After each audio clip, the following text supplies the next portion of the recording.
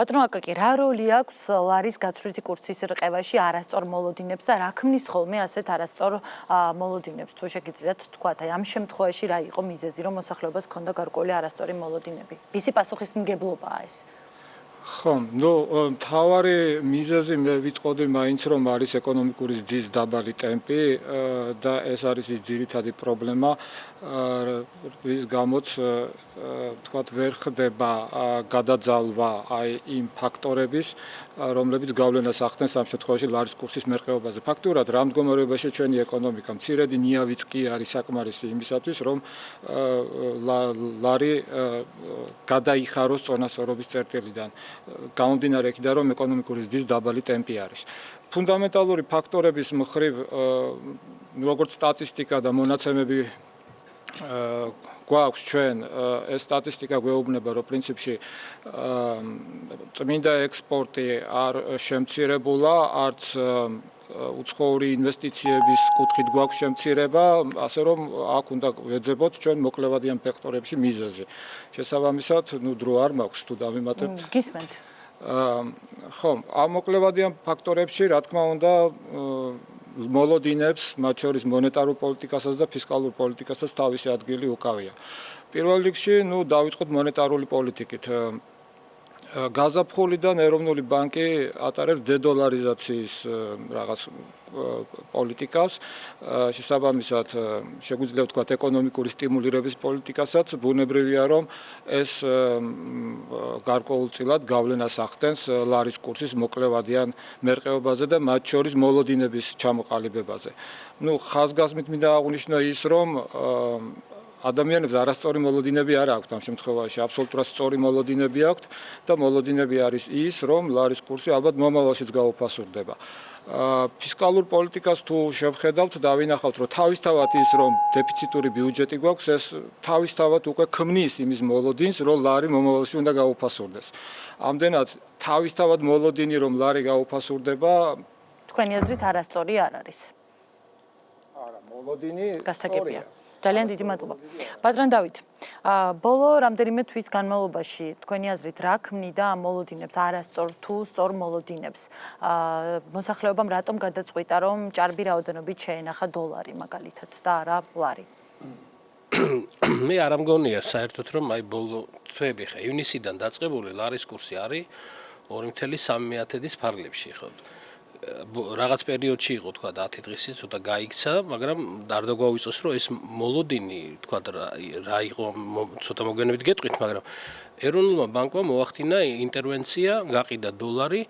შეიძლება ეს კურსი ასე ვთქვათ უფრო შორს ასულიყო 2.4-ის და ცოტა ზემოთ, მაგრამ ამ შემთხვევაში იქნა დაჭერილი და სწორედ ეს არის ზოგადად ეროვნული ბანკის როლი, როცა მე ადრეც ვახსენებდი, რომ რიგ შემთხვევებში როცა მოლოდინები არის სპეკულაციური ხასიათის და რეალურად არ არის დაფუძნებული სწორედ ამ მაკროპარამეტრებზე, არა აქვს ფუნდამენტალური ხასიათი, სწორედ ესაა როლი ეროვნული ბანკის, რომ ჩაერიოს და აღკვეთოს ესეთი არასწორი მოლოდინები, რისთვისაც და გამაგრძელებინათ ეკონომიკას აქვს საშუალება, რომ ამოისუნთქოს და რეალურად მოხდეს, ასე ვთქვათ, წინსვლა. ისიც უნდა აღვნიშნოთ, ეხლა კი ახსენებენ 140 მილიონი დოლარი გაყიდა ეროვნულ ბანკმა ბოლო ვთქვათ ერთ თვეში თვენახევარში, მაგრამ უნდა ითქვას, რომ მთელი წლის განმავლობაში ეროვნულმა ბანკმა გაყიდა სულ 240 მილიონი დოლარი, მაგრამ ამავე დროს შეიძინა 278 მილიონი დოლარი. ანუ მას უფრო მეტი აქვს შეძენილი, ვიდრე გაყიდული. ანუ რეალურად რეზერვები მას ასე ვთქვათ არ შეუმცირებია თუ ამ ციფრებით შევხედავთ. ეს სწორი ნაბიჯი იყო ჩემი აზრით ნებისმიერი ეროვნული ბანკი არჩევნების პერიოდში, რომ არ ყოფილიყო შემდგომი სპეკულაციური ქმედებები, ეს ქმედებები სავსებით სწორად იყო მას მიერ გაკეთებული. რაც შეეხება მოლოდინებს, ახლა იცით არჩევნები იყო, პარტიები ხარჯავენ თანხებს, მათ მიეცემათ ოფიციალური თანხები, შეიძლება ახლა ვაღიაროთ არის რაღაც არაოფიციალური თანხების ხარჯვა, არის ასევე შემოწირულობები ადამიანის, რომლებიც გადანახული აქვს რაღაც თანხები, თვლიან რომ ამ ეტაპზე თავის იდეოლოგიურ პარტიებს მიეხმარონ, ამიტომ ეს ლარის გამოვარდნა არ არის გასაკვირი და ამიტომ ვფიქრობ, რომ ეს იყო ერთ-ერთი მოლოდინი და სწორი ქმედება ეროვნული ბანკისაგან, რომ კურსი უფრო არ გაიქცა. და დასრულდა თქვენ დრო. ამ შემთხვევაში, დიახ, დასრულდა თქვენ დრო. დიდი მადლობა ბატონ ნოდარ. თქვენი აზრით რა უნდა გააკეთონ მთავრობამ და ეროვნულმა ბანკმა, რომ ნდობა ეროვნული ვალუტის მიმართ აღდგეს? ბუნებრივია აქ ორი პოლიტიკის ურთიერთობა, ეს მონანტური პოლიტიკის, ფისკალური პოლიტიკის გატარება, სწორი გატარება. ეხლა გარკვეულწილად ჩვენ გარკვეული რისკები ახლა ბოლო კვარტალია ამ წლის და თუ იმასაც ესე იგი მივიღებ ხედელობაში, რომ თქვათ ისაც უნდა დაიხარჯოს თქვათ საშუალო თვიურად დარჩენილ თვეებში, თქვათ მნიშვნელოვნად მეტი იქნება ვიდრე თქვათ ხალხის განმავლობაში ერთ თვეში ხარჯებოდა.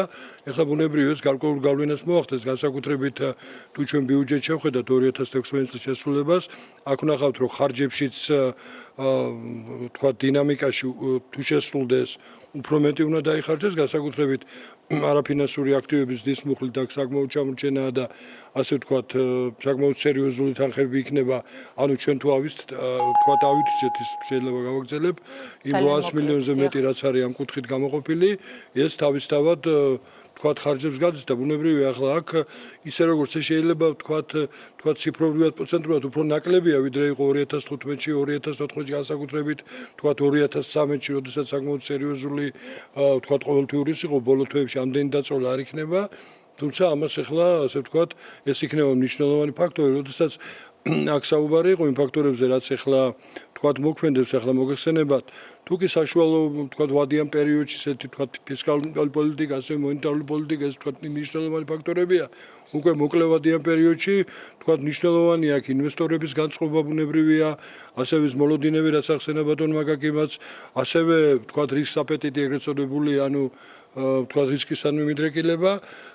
და ასე შემდეგ. მე მაინც ფიქრობ, რომ გრძელვადიან პერიოდში რაიმე განსაკუთრებული რისკი ალბათ არ ჩანს, თუმცა მოკლევადიან პერიოდში განსაკუთრებით თქვათ იმის გათვალისწინებით, რომ ბოლო თვეებია წლის და ეს წლის ბიუჯეტი როგორც შესრულდება და მათ შორის გადასახდელების ნაწილში, ამიტომ აქ თქვათ გარკვეული დიდი მადლობა ბიუჯეტის შესრულების დინამიკაზე გადაცემის მეორე ნაწილში გვექნება საშუალება რომ ვისაუბროთ ბატონო გივი თქვენგანაც მაინტერესებს რა უნდა გააკეთონ მთავრობამ თავის მხრივ და ეროვნულმა ბანკმა რომ ეროვნული ვალუტის მიმართ ნდობა აღდგეს. რა თქმა უნდა, ნდობა გამოწვეულია, როდესაც გარკვეული პერიოდის განმავლობაში ლარი სტაბილურია, ხო, იქნება. ეხლა თუ ჩვენ გადავავლებს წარსულ გამოცდილებას, ვნახავთ, რომ ლარი არასტაბილურია, ბოლო 1 წლის განმავლობაში თუნდაც, როდესაც მკვეთრი გაუფასურება არ ყოფილა, 6-7%-იანი მერყეობაა გაცვლით კურსის.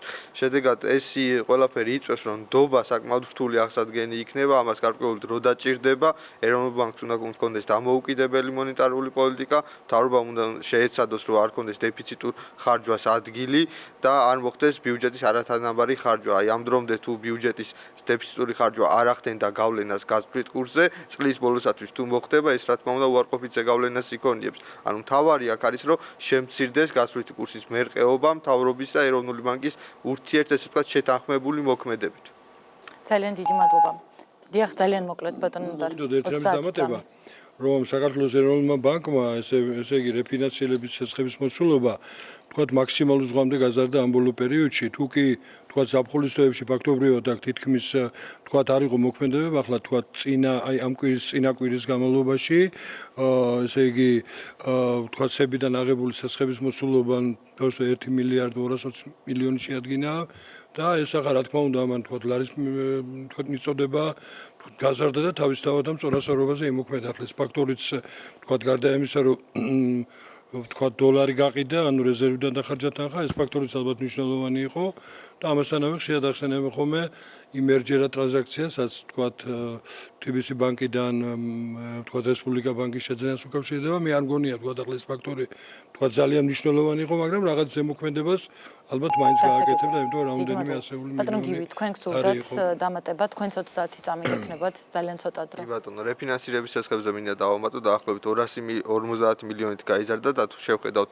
კომერციული ბანკების ერთდღიან დეპოზიტებს, ასევე გაზრდილია დაახლოებით ანალოგიური თანხით, ასევე მინდა ვთქვა, რომ რეფინანსირების შესახებ არ აუფასურებს ეროვნულ ვალუტას, ეს არის მოთხოვნა კომერციული ბანკების მხრიდან წარმოშობილი, რომელიც ესე ვთქვათ ლიკვიდობის თვის არის განკუთვნილი და რეფინანსირების შესახების შეზღუდვას ცუდი გავლენა ექნება ესე ვთქვათ ეკონომიკაზე. ძალიან დიდი მადლობა, გისმენთ.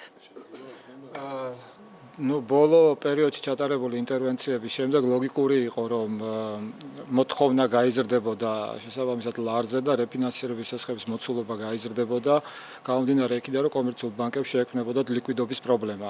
აქედან გამომდინარე გაიზარდა შესახების მოცულობა. შესაბამისად, ჩემი აზრით ეროვნულ ბანკს მაინც მოუწევს მონეტარული პოლიტიკის გადასინჯვა, გამომდინარე ეკონომიკური ზრდის ტემპიდან და გამომდინარე იქიდან, რომ ლარის კურსი უფრო უფასურდება, ვიდრე მყარდება, შეიძლება ინფლაციური რისკების საშუალებას დადგეს, ამიტომ მას მოუწევს მონეტარული პოლიტიკის გამკაცრება ჩემი აზრით მომავალში.